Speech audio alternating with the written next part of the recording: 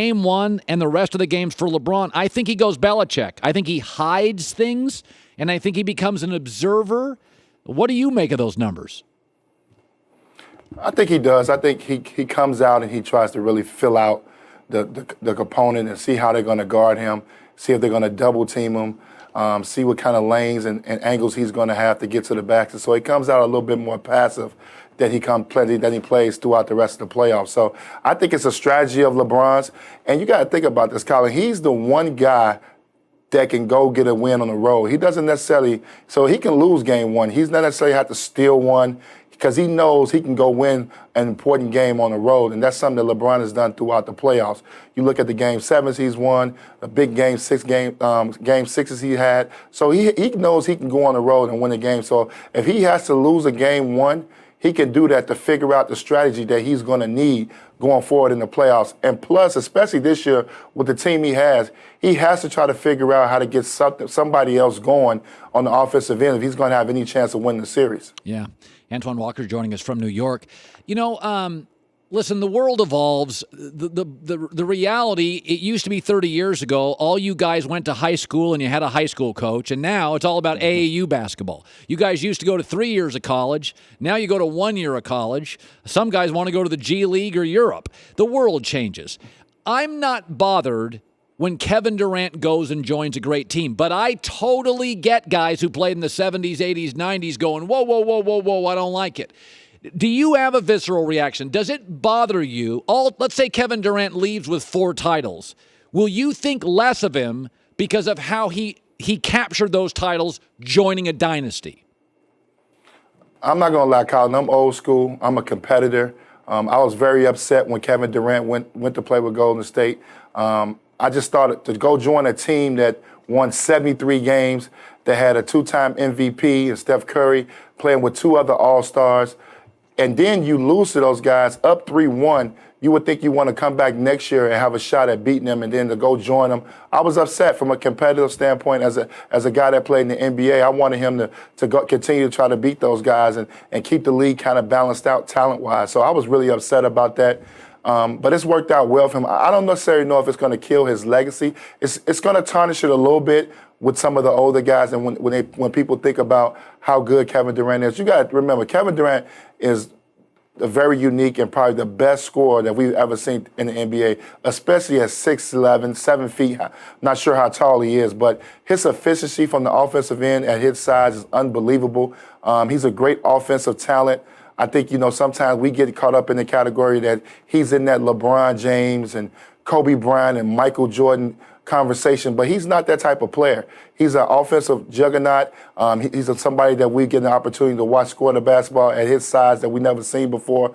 We saw Dirk Nowitzki, a big 7-foot guy, be able to score the basketball. But besides him, it hasn't been a guy that size with that efficiency to be able to score the basketball.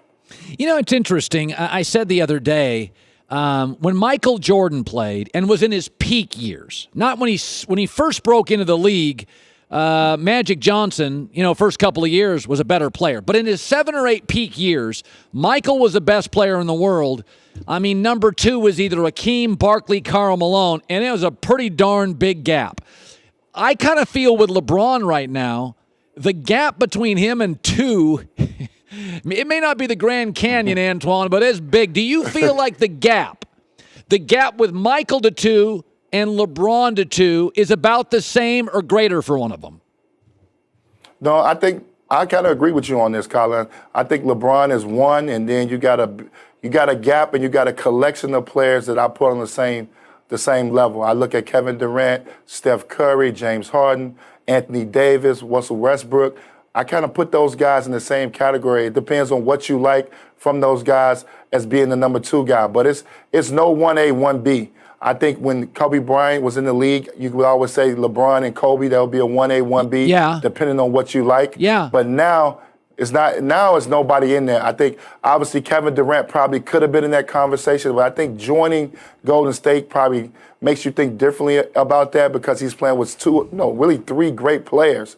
But LeBron James has separated himself, especially after this season. He's in the class by himself. Steph Curry, I was listing the top 10 players ever today, and I didn't have Kevin Durant in it. I didn't have Steph Curry in it. It's very funny. players see the world differently than I do. I can look at analytics, and a lot of players don't like analytics. Players are kind of like, I know who can play and I know who can't. And, it's really funny when I think of Steph Curry. He's not very big. If you would have been on a playground, Antoine, growing up, he'd have been if there's 8 guys, he'd have been the last guy you picked. He was a little guy you could push around. And Westbrook was asked about him years ago and kind of like rolled his eyes. LeBron kind of rolls his eyes when they talk about Curry being an MVP. I would argue he, more than Kevin Durant, runs the Warriors. He changed the game, not Kevin Durant. He won a title, not Kevin Durant before. How do you compare Curry-Durant? Because I see Curry is the straw that stirs the Warriors, yet it's Durant winning the MVP in these series. Who do you prefer?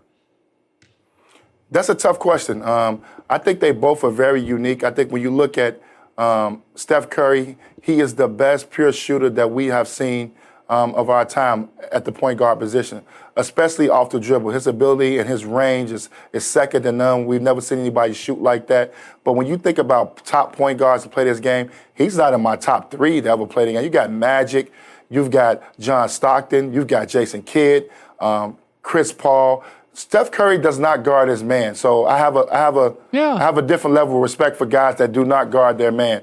You got Klay Thompson, pretty much guards the point guards in that team, and they have to hide Steph on the defensive end. So I don't put him in that top 3, 4 top point guards ever. I think Durant, for his size, being 6'11", 7 feet, like I said earlier, is very unique, unbelievable scorer, will probably go down in the history of our game as the best pure scorer we've ever seen. So they're 2 different players. It's hard to say which one, but when you watch Golden State, it seems Steph Curry has to be playing well for Golden State to win and play well.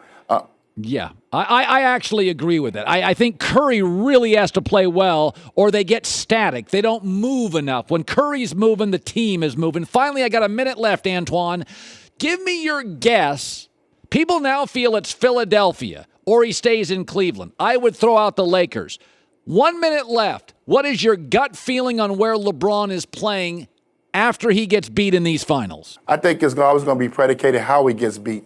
If he's able to compete, I think he'll think twice about leaving Cleveland, even though Cleveland cannot make any moves because they're kind of strapped on the cap. But Colin, I said this earlier on First Things First, and then people may think I'm crazy. Why not join the Boston Celtics? They're going to be the best team in the East on paper. Why not join them and have your super team to go up against Golden State super team? If he gets swept, could you imagine if he gets swept in this series and they're not able to compete? That's going to haunt him. LeBron James wants to win titles. He wants to compete. And why not go join the best team? That'd be an interesting phone call if you're Danny Ainge. Hey, Danny, it's LeBron. I've got an idea to throw around. How about I come to Boston? but are you hanging the phone up or are you listening? No, I'm not. I'm not hanging that phone up. Antoine Walker, we got to run, but I appreciate you coming on the show.